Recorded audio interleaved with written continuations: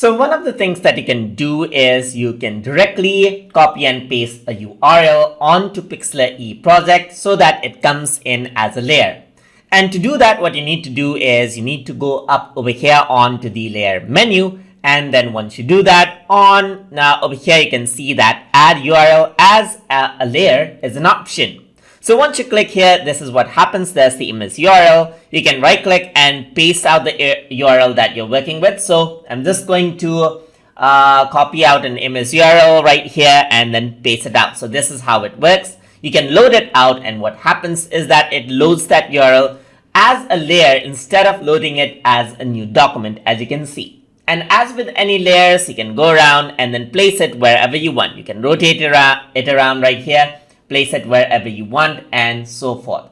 If you want to work around right here, you can add in multiple URLs as well. So I'm going to go around into layer, add URL as layer right here, paste it out, and then what happens is that this is how it loads out. You can rotate it around right here, place it wherever you want. And that is how you can add URL as a layer inside of Pixlr E. So I hope you guys learned something as always.